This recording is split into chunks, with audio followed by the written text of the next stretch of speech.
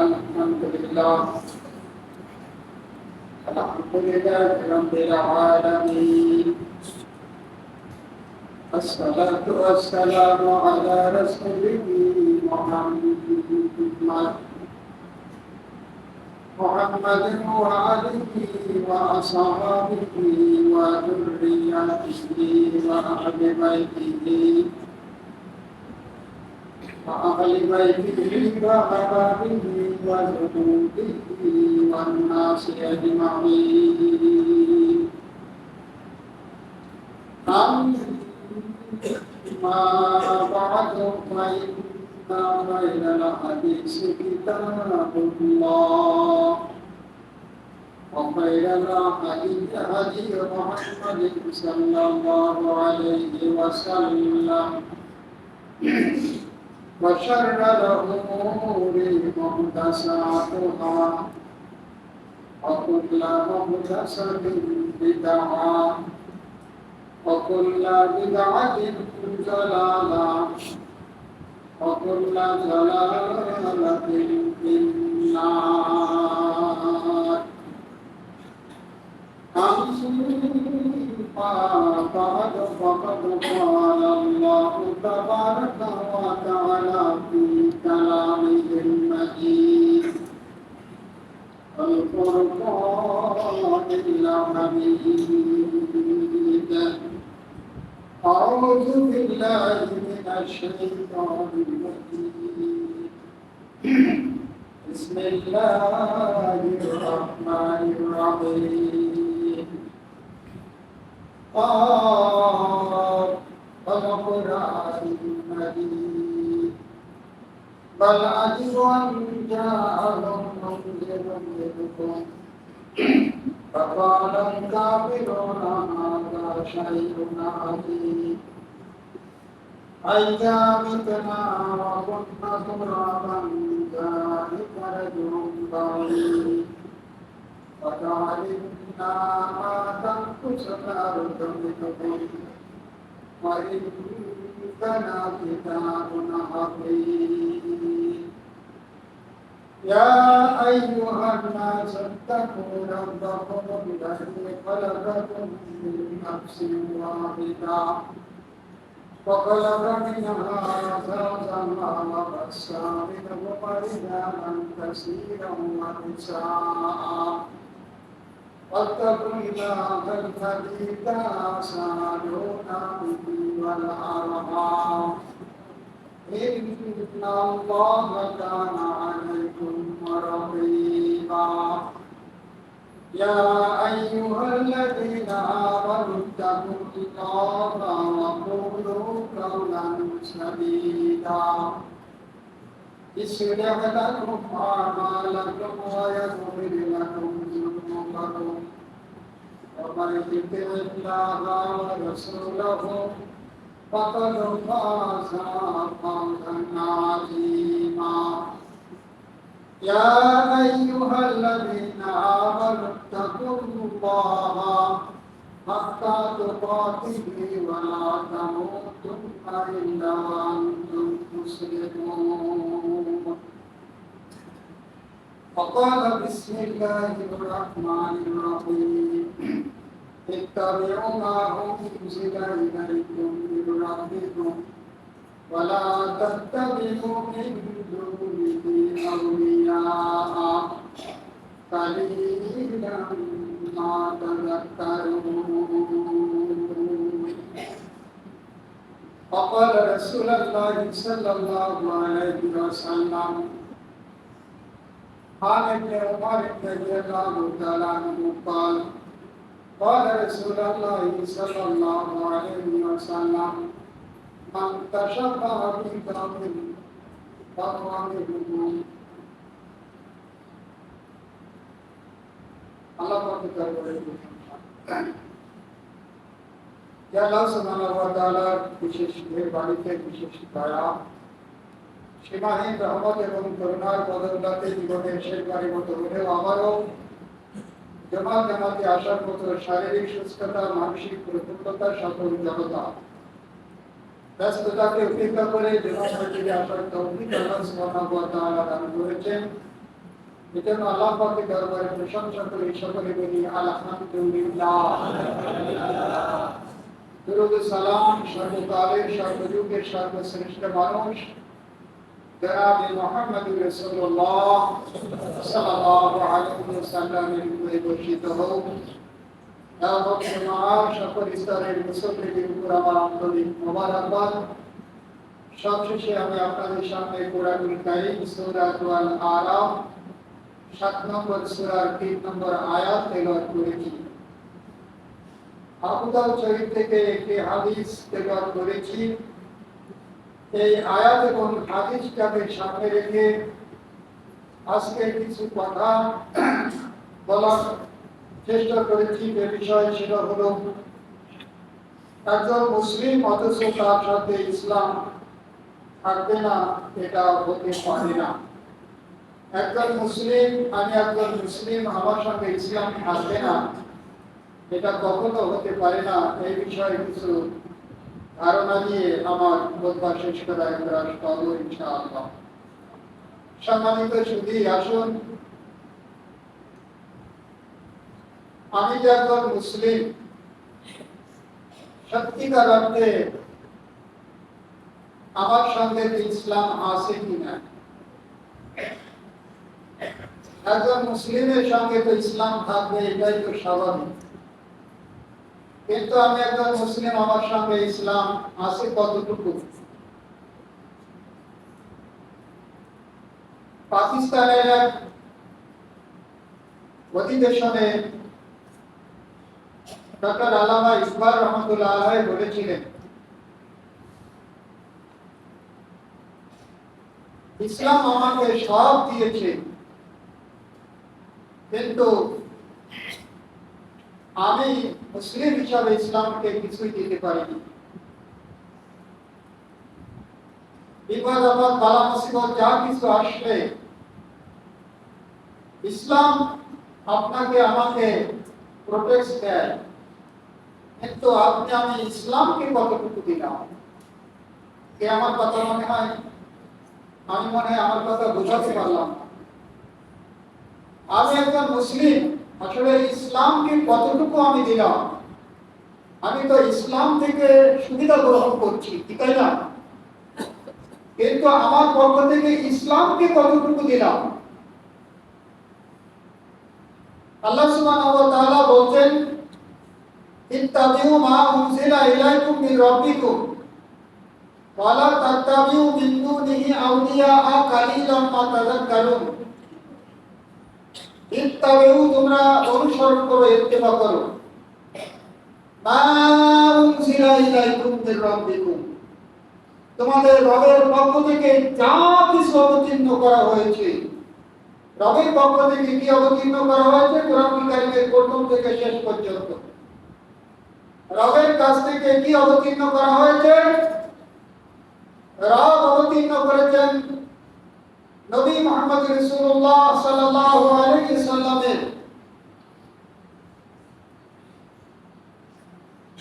বিদায় হজের ভাষণে সবগুলো পরিপূর্ণতা দান করে নবী মুহাম্মদ রাসূলুল্লাহ সাল্লাল্লাহু আলাইহি সাল্লাম বিদায় গ্রহণ করলেন। আর বললেন কি, তারাকতু ফিকুম আমরাইন লাম তাযিল্লু মা তামাসসাকতুম বিহিমা কিতাবাল্লাহি সুন্নাতি রাসূল।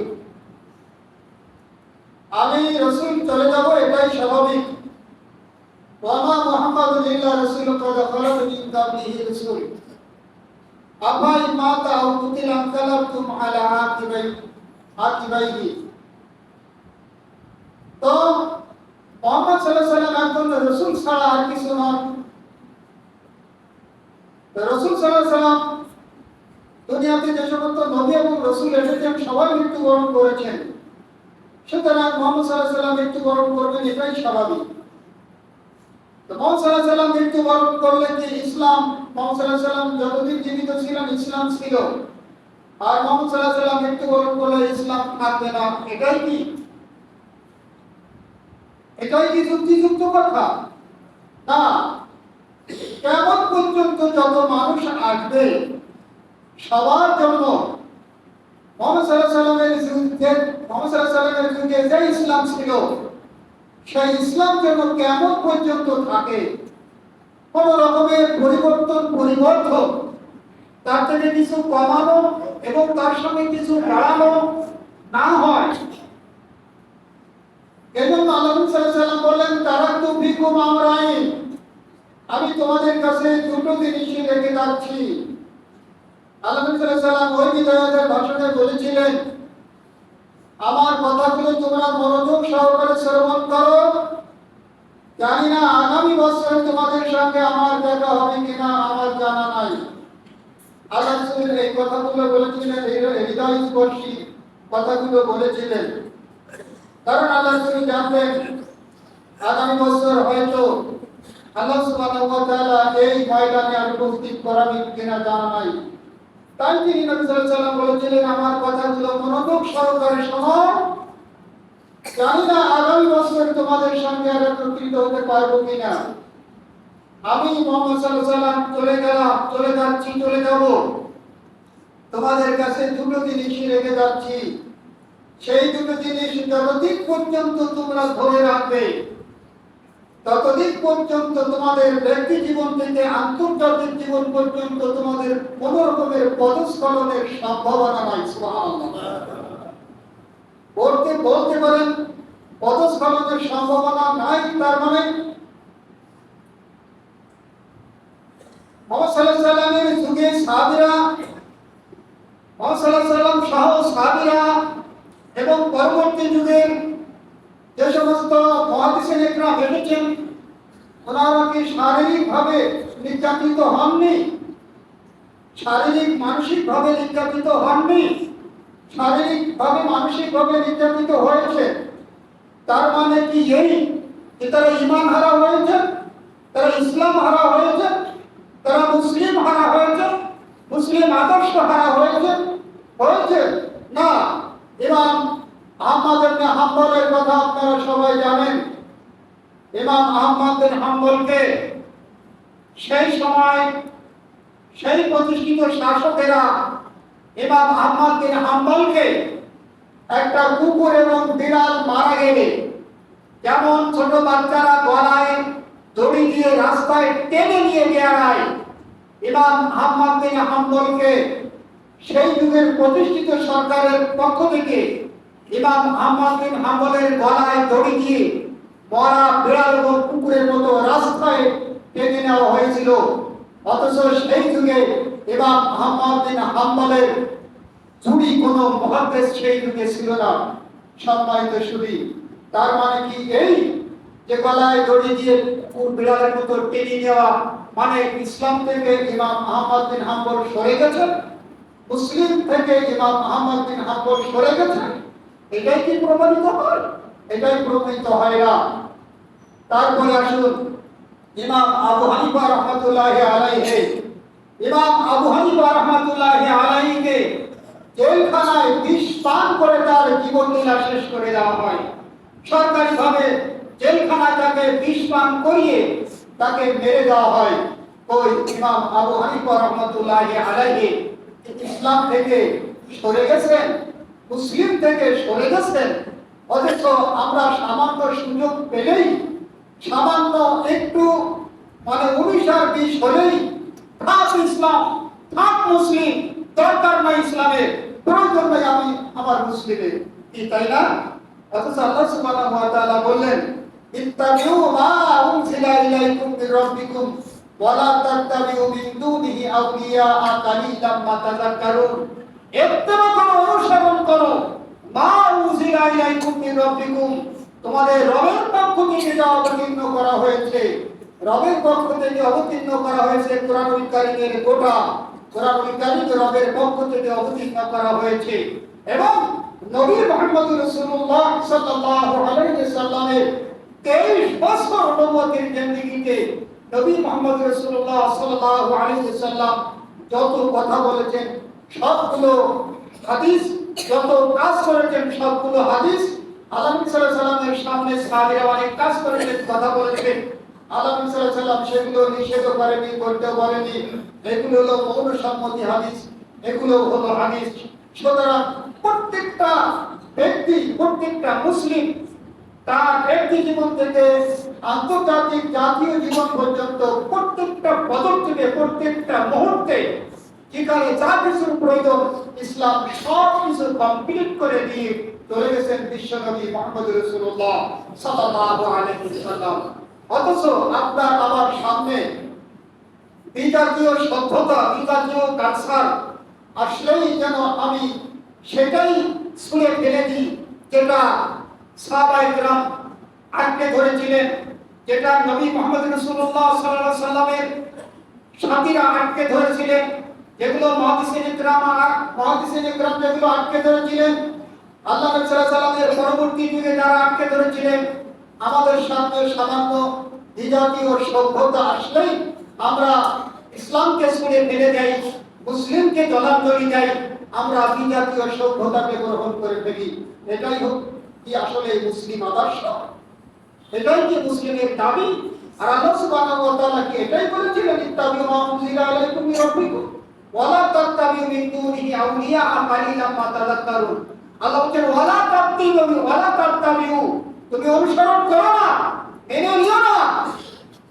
তোমার সামনে যতই দৌলত হিসাবে আসুক, তোমার সামনে টাকার পাহাড় আসুক, তোমার সামনে সম্পদের পাহাড় আসুক, তোমার সামনে আনন্দ উল্লাসের সব দরজা খোলা থাকুক, কিন্তু তুমি আনন্দ উল্লাস টাকার পাহাড় কোনো দিকে তুমি তাকিও না।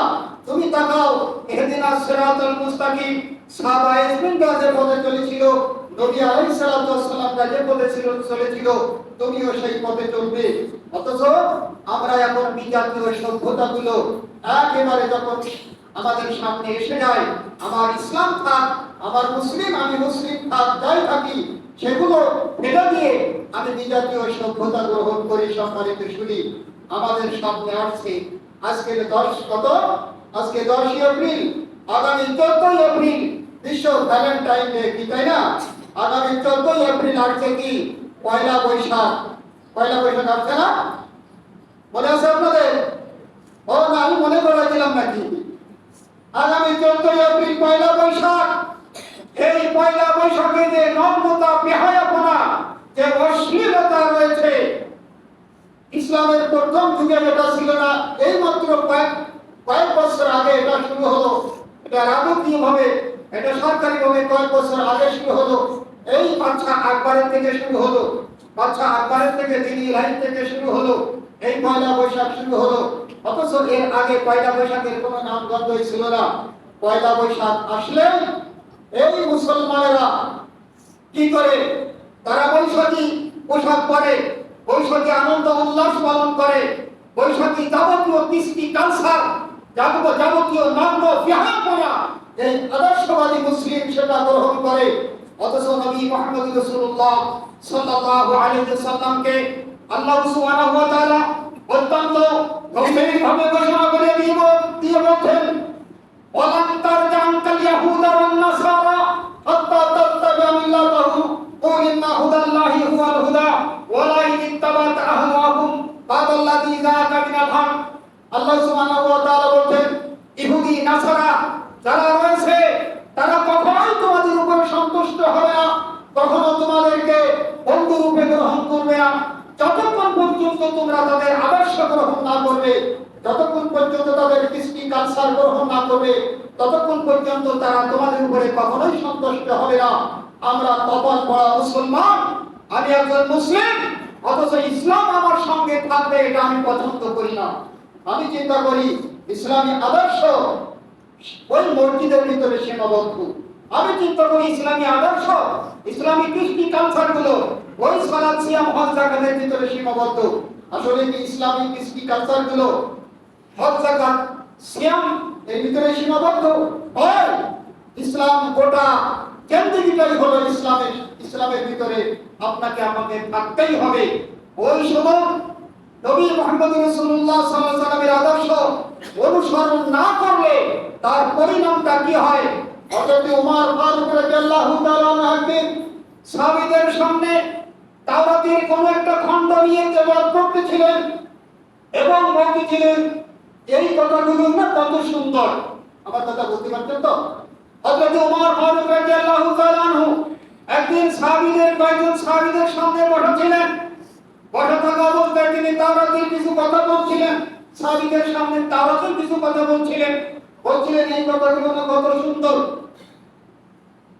এমন সময় নবী মুহাম্মদ রাসূলুল্লাহ সাল্লাল্লাহু আলাইহি সাল্লাম সেই মজলিসে উপস্থিত হলেন, সঙ্গে হযরত আবু বকর রাদিয়াল্লাহু ছিলেন। এই কথাগুলো যখন নবী মুহাম্মদ রাসূলুল্লাহ সাল্লাল্লাহু আলাইহি সাল্লাম শুনতে পেলেন দূর থেকে, সঙ্গে সঙ্গে নবী মুহাম্মদ রাসূলুল্লাহ সাল্লাল্লাহু আলাইহি সাল্লামের চেহারা পরিবর্তন হয়ে গেল। যখন নবী মুহাম্মদ সাল্লাল্লাহু আলাইহি সাল্লামের চেহারা পরিবর্তন হয়ে গেল, তখন হযরত আবু বকর উমরের চোখের দিকে তাকালেন। উমর রাদিয়াল্লাহু চোখের দিকে তাকিয়ে বুঝাতে চাইলেন, ওমর তুমি কি কথাগুলো বলছো? আল্লাহ নবী সাল্লাল্লাহু আলাইহি সাল্লামের চেহারার দিকে একবার তাকিয়ে দেখো। আল্লাহ নবী সাল্লাল্লাহু আলাইহি সাল্লামের চেহারার দিকে হযরত উমর রাদিয়াল্লাহু তাকিয়ে দেখলেন, সত্যিকার অর্থে আল্লাহ নবী মুহাম্মদ সাল্লাল্লাহু আলাইহি সাল্লামের চেহারা পরিবর্তন হয়ে গেছে। হযরত উমর রাদিয়াল্লাহু চিন্তা করলেন, আমার ভুল হয়েছে। সঙ্গে সঙ্গে সেটা বাদ দিলেন। তিনি বলে, ইয়া রাসূলুল্লাহ আমি ভুল করেছি, আমাকে ক্ষমা করে দিন। হযরত উমর রাদিয়াল্লাহু যখন আল্লাহ নবী সাল্লাল্লাহু আলাইহি সাল্লামের কাছে এই কথা বললেন, আল্লাহ নবী সাল্লাল্লাহু আলাইহি সাল্লাম বললেন, উমর শুনে রেখো, এই সময় যদি জামানার পয়গম্বর হযরত মূসা আলাইহিস সালাম আসতেন, তাহলে মূসা আলাইহিস সালামকে আমার নবুয়ত মেনে চলতে হতো। সুবহানাল্লাহ। হযরত মূসা আলাইহিস সালাম যদি এখন আসতেন, তাহলে নবী মূসা আলাইহিস সালামকে আমার নবুয়তকে মেনে নিতেই হতো। সুবহানাল্লাহ। সম্মানিত শুধু হযরত উমর তুমি কোথায় কি বলছো? তাহলে এই হাদিসটা দ্বারা কি বোঝা যায় যে নবী মুহাম্মদ সাল্লাল্লাহু আলাইহি সাল্লাম যে দিন রেখে গেলেন সেই দিনের পরিবর্তে অন্য দিন গ্রহণ করা যাবে, অন্য আদর্শ গ্রহণ করা যাবে, অন্য কোনো মত, অন্য কোনো পথে চলা যাবে। এটাই কি প্রমাণিত হয় হাদিসটা দিয়ে? হাদিসটা দিয়ে এটাই প্রমাণিত হয়। নবী মুহাম্মদ সাল্লাল্লাহু আলাইহি সাল্লাম যে কথা বললেন যে তোমাদের কাছে দুটো জিনিস রেখে গেলাম, এই ভিন্ন আর তোমাদের জীবনে পরিবর্তন করা, জীবনের আমলের আর কিছু নাই। এই দুটো জিনিসের ভিতরে তোমাদের জীবনের সব সীমাবদ্ধতা, জীবনের সব চাহিদা এর ভিতরে রয়েছে। সম্মানিত শুধু আসুন, আল্লাহ সেই কথাগুলো ১০০০ বছর আগে মুহাম্মদ সাল্লাল্লাহু আলাইহি ওয়াসাল্লামের কাছে অবতীর্ণ করে বলছেন, লা ইত্তাবি মা উনজিলা ইলাইকুম মির রাব্বিকুম ওয়ালা তাত্তাবিউ, তুমি এর অনুসরণ করো না মিন দুনিহি আউলিয়া, দুনিয়ার কোন পিস্তি কাছরা, দুনিয়ার কোন রাজা বাদশা, দুনিয়ার কোন বন্ধু বান্ধব যে তোমাকে ভালোর দিকে ডাকে, অথচ তার ভালোর দিকে ডাকার পিছনে কোনো দলিল নাই, ভালোর দিকে ডাকার পিছনে পরবর্তীতে তার সুখের কোনো ঠিকানা নাই, এমন ভালোর দিকে যদি ডাকে তোমরা তাদের কথা শোনো না। আল্লাহ বলেন, কালিকা মা তাযাক্কারুন, আল্লাহ নিজেই বলছেন আমি যে মহান রব, এই ওয়াজ করে দিলাম, এই ওয়াজ করে দেওয়ার পরেও আল্লাহ বলছেন কালিকা মা তাযাক্কারুন, অল্প সংখ্যক লোক আমার কথা শুনবে আর অধিকাংশ লোক আমার কথা শুনবে না। সবাই শুধু আসো, আজকে পয়লা বৈশাখ সামনে আসবে। একজন মুসলিম হিসাবে আপনি আমি কিভাবে পয়লা বৈশাখকে স্বাগত জানাই? একজন মুসলিম হিসাবে কিভাবে পয়লা বৈশাখের পোশাকগুলো পরে ছেলে মেয়েদের গায়ে কিভাবে আমি ওই পয়লা বৈশাখের যেটা নগ্ন বেহায়াপনা, যেটা ইসলামের কোনো দিক নির্দেশনায় নাই, সেটা কিভাবে আপনি আমি গ্রহণ করতে পারি? আপনি আমি কখনোই গ্রহণ করতে পারি না। সম্মানিত শুধু এই যে পয়লা বৈশাখের ১৪ রকমের যা কিছু আছে, একটাও ইসলাম সমর্থন করেনি, একটাও ইসলাম সমর্থন করে না। কারণ ইসলাম শেষ হয়েছে, ইসলামের পরিপূর্ণতা শেষ হয়েছে ১৫০০ বছর আগে। আর এই পয়লা বৈশাখ শুরু হলো এই বাদশা আকবরের থেকে পয়লা বৈশাখ শুরু হলো। সম্মানিত শুধু আসুন, তাহলে কি সেটা বর্জন করতে হবে? অবশ্যই করতে হবে। মুসলিম হিসাবে ইসলাম, কারণ ইসলাম ধর্মে থাকা অবস্থায় মুসলিম হিসাবে সেটা কোনো অবস্থাতেই কেউ গ্রহণ করতে পারবে না, সেটাকে বাদ দিতে হবে। কেন আজকে বাদ দিতে হবে? বাদ দিতে হবে এই কারণে যে, কারণ আপনার আমার হায়াতের ব্যালেন্স থেকে প্রত্যেকটা মুহূর্ত হায়াতটা চলে যাচ্ছে। প্রত্যেকটা মুহূর্তের জন্য আল্লাহ সুবহানাহু ওয়া তাআলার কাছে কৈফিয়ত তলব করতে হবে।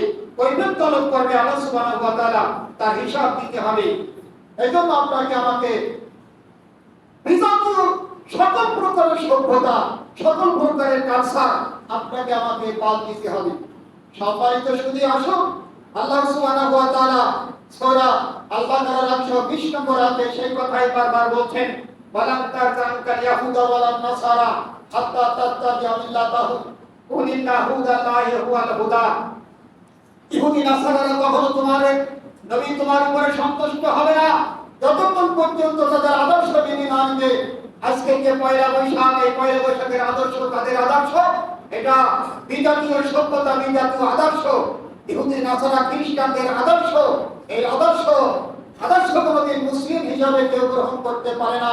মুসলিম তো গ্রহণ করতে পারে না, কিন্তু বাংলাদেশ জমিতে আহলে হাদিসের কোনো বাচ্চা এর ধারে কাছেও যেতে পারে না। মুসলিমরা হয়তো গ্রহণ করতে পারে, নামধারী অনেক মুসলিম আছে, তারা হয়তো গ্রহণ করতে পারে, কিন্তু বাংলাদেশ জমিতে আহলে হাদিসের কোন একজন ন্যূনতম কোন সদস্য গ্রহণ করতে পারে না। এটাই হলো বাংলাদেশ জমিতে আহলে হাদিসের তাওহীদবাদী একটা সংগঠনের দাবি। সম্মানিত সুধী, আসুন আজকের আপনার আমার ছেলেরা, আজকের আপনার আমার আত্মীয় স্বজন, আপনার আমার প্রতিবেশী, আপনার আমার ভাই, তারা যেন পঙ্গপালের মতো বিজাতীয় সভ্যতার দিকে চলে যাচ্ছে। এর জন্য কি আপনাকে আমাকে কোনো কথা বলতে হবে না? কোনো দায়িত্ব কি আপনার আমার নাই? আল্লাহ নবী বিশ্বনবী সাল্লাল্লাহু আলাইহি ওয়াসাল্লাম বলেন, কুল্লুকুম রাইন ওয়া কুল্লুকুম মাসউলুন আন রাইয়াতিহি, আর ইমামু রাইন ওয়া মাসউলুন আন রাইয়াতিহি। প্রত্যেকের রাখাল, এই গ্রামের এই ইমাম রয়েছেন তার রাখাল, ইমাম হলো গোটা মানুষের রাখাল।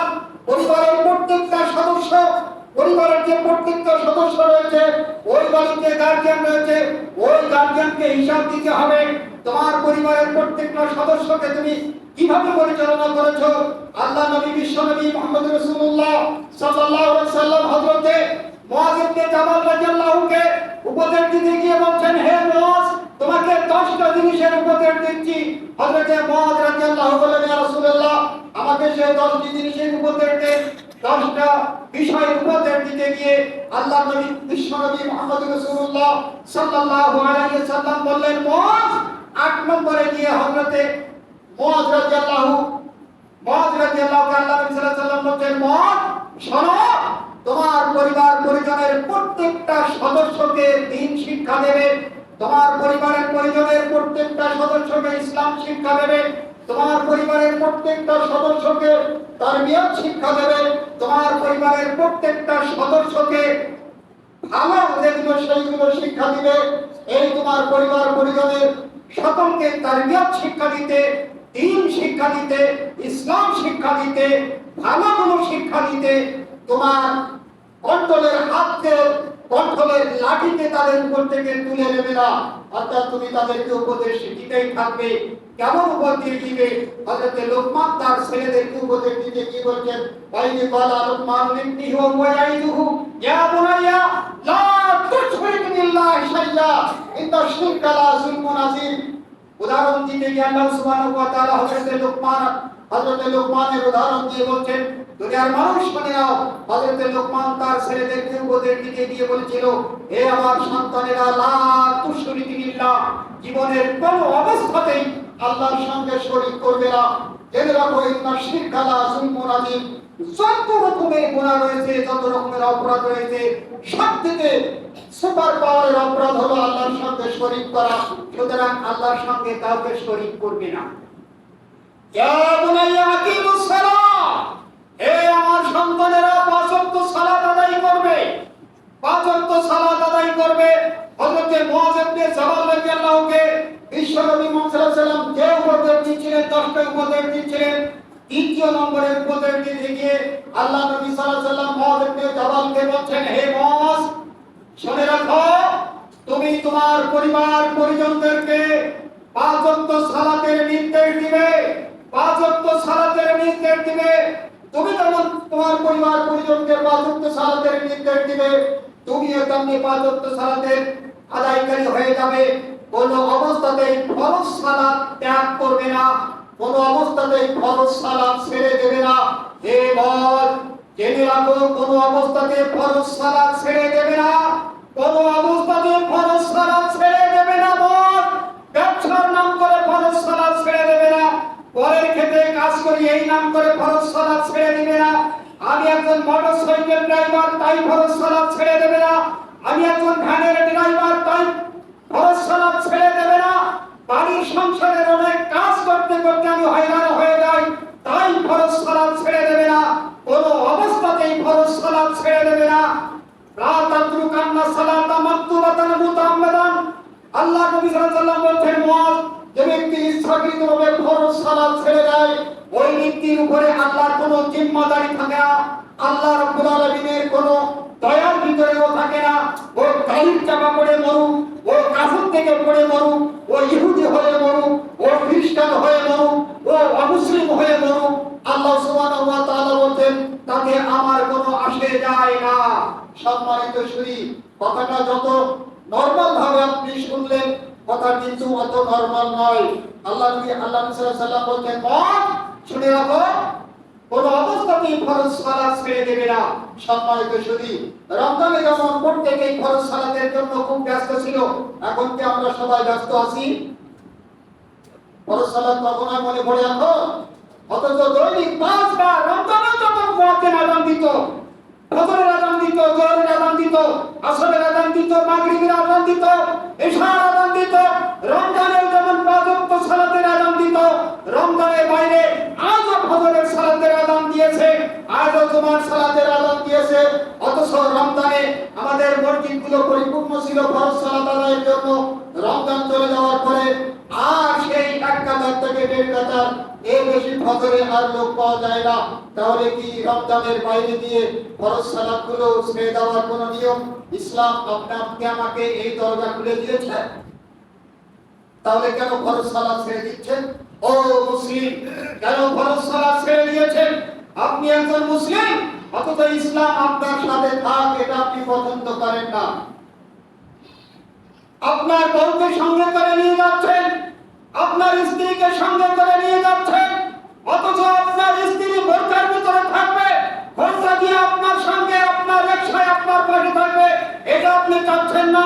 আপনি চাচ্ছেন ইহুদি, নাসারা, খ্রিস্টান, অমুসলিমরা যেভাবে চলে আমার স্ত্রীও সেইভাবে চলবে। আপনি একজন মুসলিম, ইসলাম আপনার সাথে থাক এটা আপনি পছন্দ করছেন না। আপনার ছেলের বিবাহ হয়েছে, আপনার মেয়ের বিবাহ হচ্ছে, অথচ আপনি সব কিছু করছেন, টাকা পয়সা খরচ করছেন, অথচ তাদেরকে দাওয়াত করেছেন, তাদের কাছ থেকে কিছু অর্থ নেওয়ার জন্য, তাদের কাছ থেকে কিছু জিনিসপত্র নেওয়ার জন্য আলাদা আরেকটা ঘর তৈরি করে সেখানে খাতা কলম নিয়ে বসে আছেন। ও মুসলিম, আপনি মুসলিম, অথচ ইসলাম আপনার কাছে থাক আপনি এটা পছন্দ করেন না। কথাটা বাড়িয়ে বললাম নাকি? সম্মানিত শুধু আসুন, এজন্য ইসলাম আপনাকে আমাকে যে পথে চলতে বলছেন, কোন পথে চলতে বলছেন, আল্লাহ সুবহানাহু ওয়া তাআলা বারবার সেই কথা মনে পড়ে যায়। আল্লাহ সুবহানাহু ওয়া তাআলা বলেন, নবী মুহাম্মদ রাসূলুল্লাহ সাল্লাল্লাহু আলাইহি ওয়াসাল্লামকে বলেন, সূরা কাহফের 103 নম্বর আয়াতে আল্লাহ সুবহানাহু ওয়া তাআলা বলেন, কুল হাল উনাবিউকুম বিল আখসারিনা আমালান। হে নবী, তাদেরকে বলে দিন, হে দুনিয়ার মানুষেরা, হে চণ্ডীপুরের মানুষেরা, হে কেশবপুরের মানুষেরা, হে বাংলাদেশের মানুষেরা, হে পৃথিবীর মানুষেরা, তোমাদের কি বলে দিব না? বিশ্ব নবী সাল্লাল্লাহু আলাইহি ওয়াসাল্লাম ১,৫০০ বছর আগে বলে দিয়েছেন, কুল হাল উনাবিউকুম বিল আখসারিনা আমালান। তোমাদেরকে কি বলে দিব না? আমলে ক্ষতিগ্রস্ত ব্যক্তিদের পরিচয় তোমাদের কি বলে দিব না? আমল করবে অথচ ক্ষতিগ্রস্ত হবে। হ্যাঁ, আল্লাযীনা সাইয়ুহুম বিল হায়াতিদ দুনিয়া ওয়া হুম ইয়াহসাবুনা আন্নাহুম ইয়াসানুনা সুনআ। ওরাই তাহারা যারা কর্ম করে তাদের কর্মগুলো পণ্ড হয়ে যায়, যারা কর্ম করে তাদের কর্মগুলো পণ্ড হয়ে যায়, আর ওরা মনে করে আমরা যেটা করছি এটাই ভালো কাজ করছি। অথচ আপনার আমার বিবেকে যেটা ভালো বলে এটাই কি আসলেই ভালো না ভালো? ইসলামের পাল্লায় এটা ওজন দিতে হবে। ইসলামের পাল্লায় ওজন দিয়ে যদি ভালো হয় তবে সেটাই গ্রহণ করতে হবে। ইসলামের পাল্লায় যদি আপনার আমার ভালোটা না টেকে সেটা তখনই বাদ দিতে হবে। সম্মানিত সুধী, আসুন ইসলামের জিন্দেগিকে আপনাকে আমাকে কোন পথে চলতে হবে, কোন কাজ করতে হবে, কোন কথা বলতে হবে, সব কিছু ইসলামে বলে দেওয়া হয়েছে। কিন্তু আপনি আমি সেগুলো সম্পূর্ণভাবে পাশ কাটিয়ে চলে যাওয়ার চেষ্টা করি। অথচ আল্লাহ সুবহানাহু ওয়া তাআলা বলেন, কালিলা মা তাযাক্কারুন, অল্প সংখ্যক লোকই আমার এই উপদেশ গ্রহণ করবে, অল্প সংখ্যক লোকই তারা প্রথম সালাত আদায় করবে, অল্প সংখ্যক লোকই তারা নবী সাল্লাল্লাহু আলাইহি ওয়াসাল্লামের সুন্নাত অনুসরণ করবে, অল্প সংখ্যক লোকই তারা সিয়াম পালন করবে ঠিক ভাবে, অল্প সংখ্যক লোকই তারা ইসলাম পালন করবে ঠিক ভাবে। অধিকাংশ লোক তারা ইসলাম পালন করবে না, অধিকাংশ লোক তারা ইসলাম মানবে না। যদি না মানে তাহলে আল্লাহ সুবহানাহু ওয়া তাআলা সূরা আনফালের ভিতরে বলেন ওয়ালাকাদ জারানা লি জাহান্নামা কাসীরাম মিনাল জিন্নি ওয়াল ইনসি লাহুম কুলুবুন লা ইয়াফকাহুনা বিহা।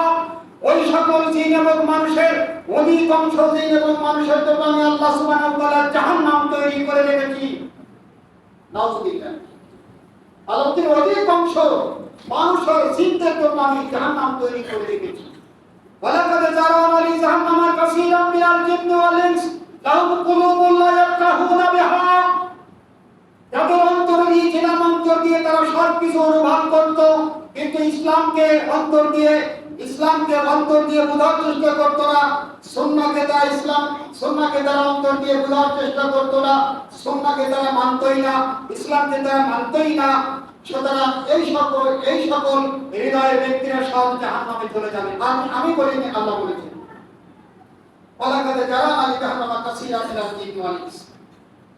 সম্মানিত শুনি, আসুন এই জায়গায় শুধু শেষ নয়।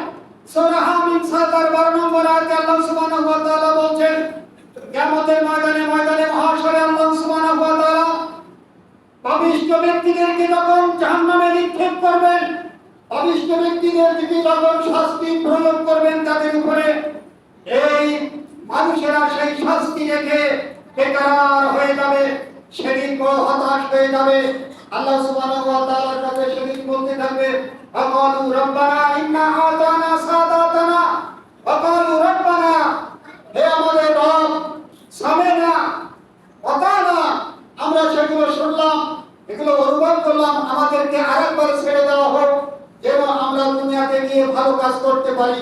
আমরা যা দেখলাম এটা দৃঢ়ভাবে বিশ্বাস করি, সুতরাং এই বিশ্বাস অনুযায়ী দুনিয়াতে আমাদেরকে আরেকবার সুযোগ দেওয়া হোক, আমরা যাবতীয় ভালো কাজগুলো করব। কিন্তু সুতরাং আপনাকে আমাকে দ্বিতীয়বার এই পৃথিবীতে ঘুরে ধরায় আসার সুযোগ আছে আর সুযোগ নাই। সুতরাং এই সংক্ষিপ্ত সময় ওয়ান টাইম জীবনে আপনাকে আমাকে পরিপূর্ণ ইসলাম এবং মুসলিম হিসাবে দুনিয়াতে চলে যেতে হবে। আল্লাহ নবী বিশ্বনবী সাল্লাল্লাহু আলাইহি ওয়াসাল্লাম সেই কথাই বারবার বলছেন। কোরআনের আয়াতের অর্থ শুনলে আল্লাহ সাল্লাল্লাহু আলাইহি ওয়াসাল্লাম এবার কি বলছেন শুনুন। আল্লাহ সাল্লাল্লাহু আলাইহি ওয়াসাল্লাম বলছেন আওমার রাদিয়াল্লাহু তাআলা ইবনে উমার রাদিয়াল্লাহু তাআলা বল, হযরত ইবনে উমার রাদিয়াল্লাহু বলেন মান তাশাব্বাহা বিকাউমিন ফাহুয়া মিনহুম। যে ব্যক্তি বিজাতীয় সভ্যতা, বিজাতীয় কালচার, বিজাতীয় কৃষ্টি কালচার আদর্শ অনুসরণ করবে, গ্রহণ করবে, সে তাদেরই মতো। পয়লা বৈশাখের নাম করে ইলিশ মাছ কিনে আনবে, ইলিশ মাছ কেন কোনো আপত্তি নাই। পয়লা বৈশাখের নামে কেন কিনতে হবে? পোশাক পরিধান করেন, কোনো আপত্তি নাই।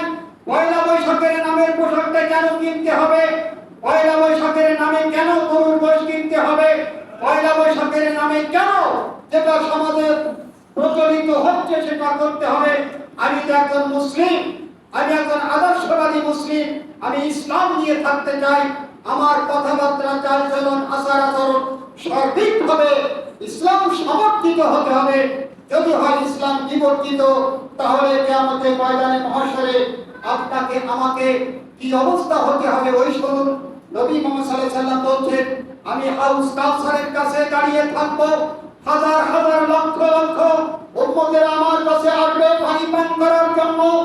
আমি যখন তাদেরকে পানি পান করানোর জন্য তাদেরকে আপ্লুত দৃষ্টিতে তাকাতে থাকব, সঙ্গে সঙ্গে মাঝখান দিয়ে পর্দা পড়ে যাবে।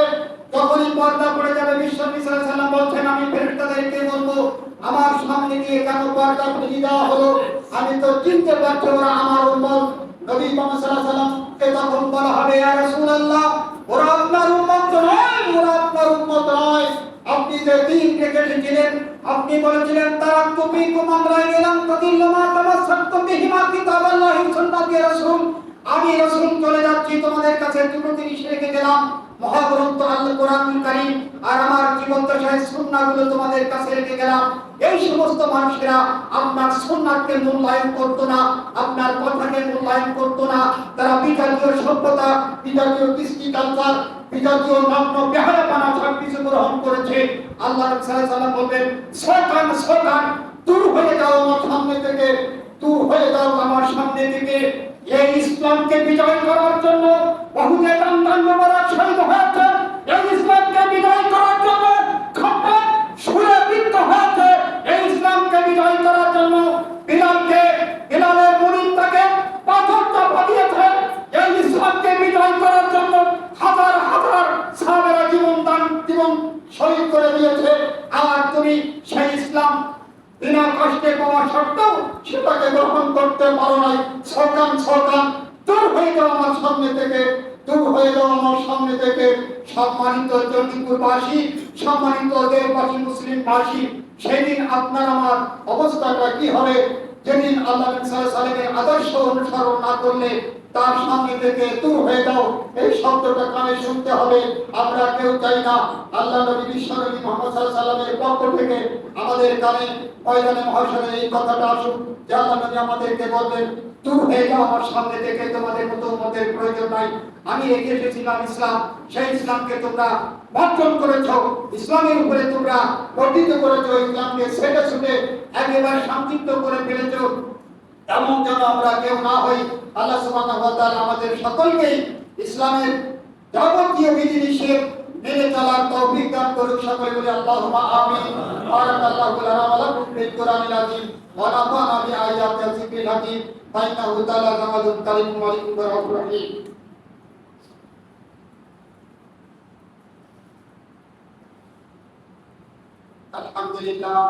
আলহামদুলিল্লাহ নাহমাদুহু ওয়া নাস্তাঈনুহু ওয়া নাস্তাগফিরুহু ওয়া নু'মিনু বিহি ওয়া নাতাওয়াক্কালু আলাইহি ওয়া নাউযু বিল্লাহি মিন শুরুরি আনফুসিনা ওয়া মিন সাইয়্যাতি আ'মালিনা।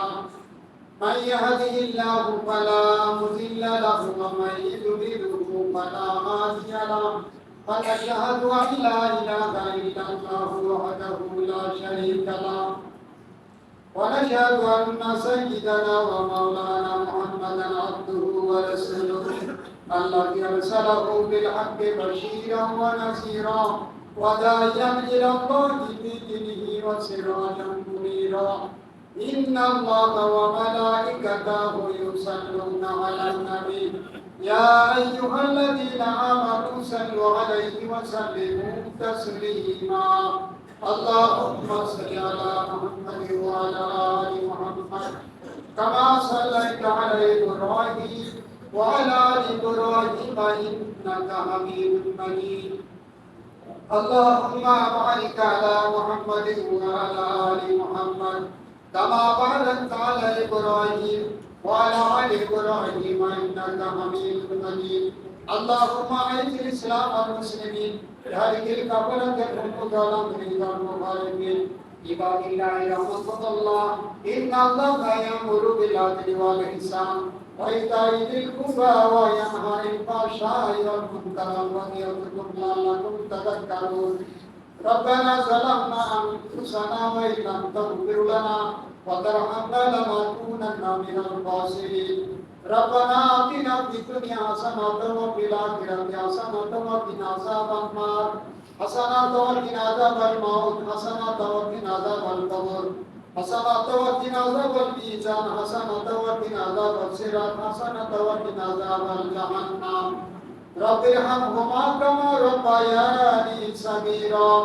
اللهم اغفر لحينا وميتنا وشاهدنا وغائبنا وصغيرنا وكبيرنا وذكرنا وانثانا.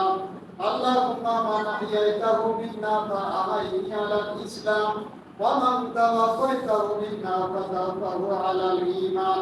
اللهم لا تحرمنا اجره ولا تفتنا بعده. اللهم اغفر للحاضرين. اللهم اغفر للحاضرين. اللهم اغفر للمؤمنين والمؤمنات والمسلمين والمسلمات والأحياء منهم والأموات برحمتك يا أرحم الراحمين. سبحان ربك رب العزة عما يصفون وسلام على المرسلين الحمد لله رب العالمين